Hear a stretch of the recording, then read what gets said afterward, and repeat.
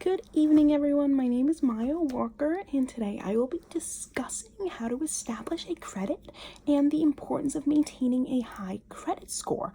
So, I'm credible to speak on this topic because I've done extensive research to prepare for my speech.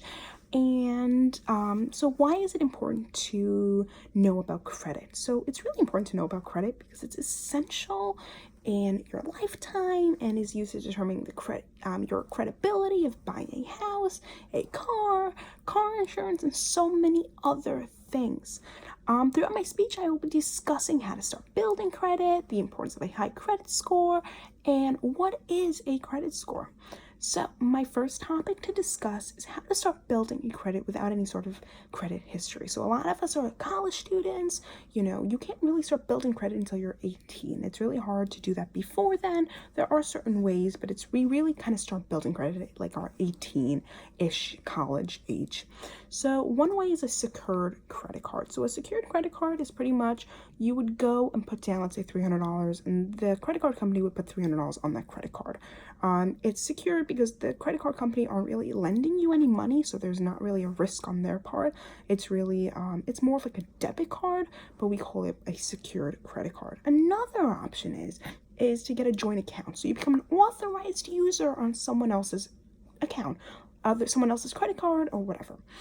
So for example, when I was 16, my dad put me on his credit card as an authorized user. So I got my own credit card. I could make purchases on there, even though I was never allowed to make purchases on there. But it was, it was useful in the way that I started building credit at that age because the credit card company sees that my dad is paying off that monthly payment, but it also looks good on me because I'm associated with that credit card. Another way just to, start building credit is make sure you pay your student loans when you get out of college. That'll help starting building your credit also. And the other thing is to obtain something called a credit builder loan. So it's literally what it sounds like. You build credit from a loan. So let's say you have a loan for $1,000 and you pay $100 each month. That's going to make sure that's going to help you build your credit that way. My second topic to discuss is the importance of a high credit score. So there's always lower interest rates for those with a higher credit score. So according to nerdwallet.com, someone with a FICO score in the 620 range would pay $65,000 more on a $200,000 mortgage than someone with a FICO score over 760.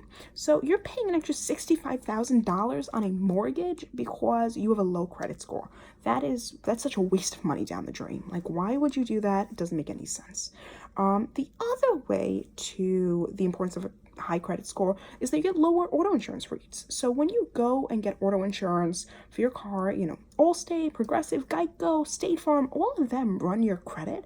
And the higher credit score you have, the lower payments you're going to pay on that vehicle for insurance, because it shows that you are responsible for paying and they reward you for that. The other thing is that a higher credit score allows you to have an increased credit card limit. So someone with a low credit score is going to have very low limits on their credit cards. They might only have like $1,000 to spend, versus someone with a high credit score might have up to $50,000 to spend on their credit card, which is a huge difference. So if you ever did run into emergency one day, you could use that credit card to pay for that emergency. And lastly, you get an easier approval for when you're trying to rent a home or an apartment, because when you go to rent a home or apartment, you have to fill out a lot of paperwork and they run your credit score. And your higher the credit score is, you're probably going to get approved better than someone who has a low credit score, because it shows that you are able to pay the rent each month, and that's exactly what they're looking for, to make sure you're going to be able to pay the rent. That's at the end of the day, they want to make sure that the person, the tenant, the renter, whoever is going into that apartment or house is going to be able to pay them every month. And my last topic to discuss is what exactly is a credit score? Like, what is a credit score? So a credit score is simply a numerical value that is based on an individual's credit worthiness. Credit scores typically range from 300 to 850. 300 being absolutely disastrous and 850 being perfect. It's really hard to get to an 850. Really, not a lot of people are at that 850 range. It's one of those never-ending goals that it's really hard to reach that. There are certain factors that get calculated into your credit score. which include your payment history. Are you making sure you pay your payments on time every month?